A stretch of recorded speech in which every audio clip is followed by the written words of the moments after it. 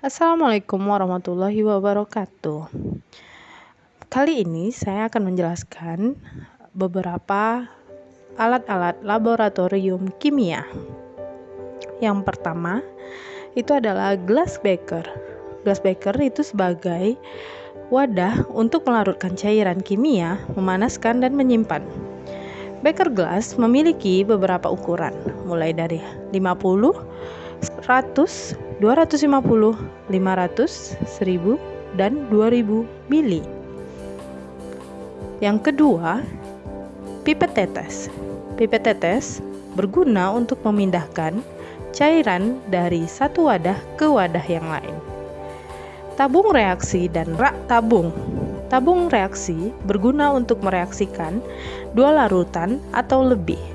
Sedangkan rak tabung berfungsi sebagai tempat tabung ketika mereaksikan larutan. Keempat, gelas ukur. Seperti namanya, benda satu ini berfungsi untuk mengukur volume dari larutan kimia. Selanjutnya, corong dan batang pengaduk.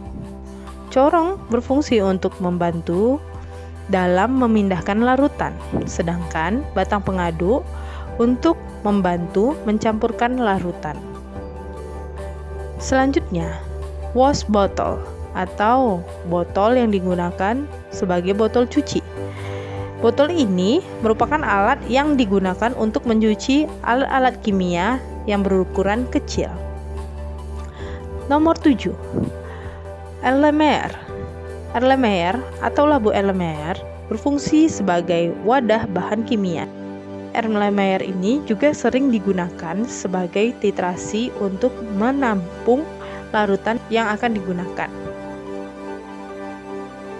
Pipette filler.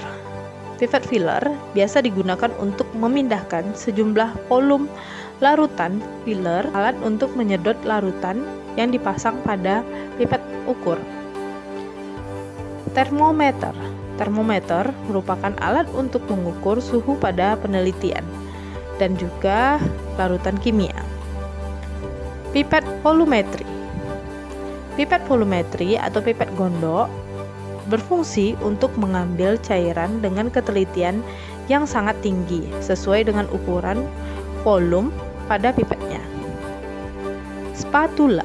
Spatula atau sudip biasanya digunakan sebagai alat untuk mengambil objek yang biasa sering digunakan di dalam laboratorium kimia yang berbentuk sendok kecil, pipih, dan bertangkai.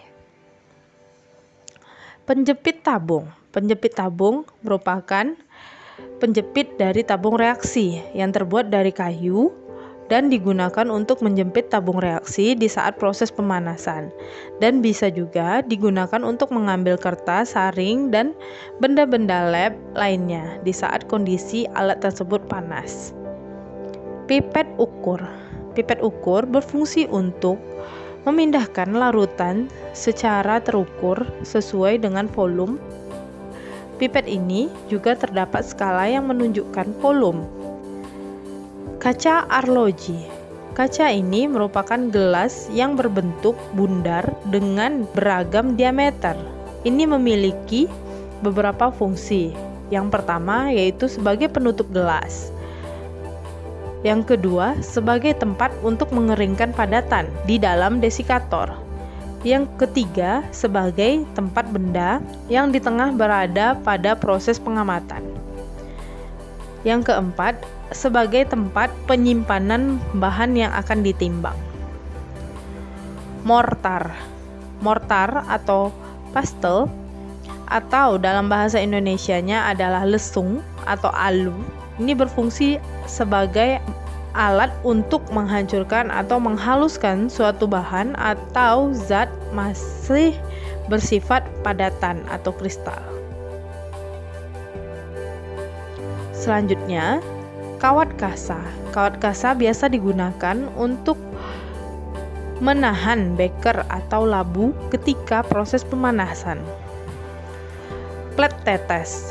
Plet tetes berfungsi sebagai penguji keasaman suatu larutan atau mereaksikan suatu larutan. Tabung destilasi. Tabung destilasi biasa digunakan sebagai penyuling atau sebagai tempat untuk memisahkan suatu larutan ke dalam masing-masing komponennya.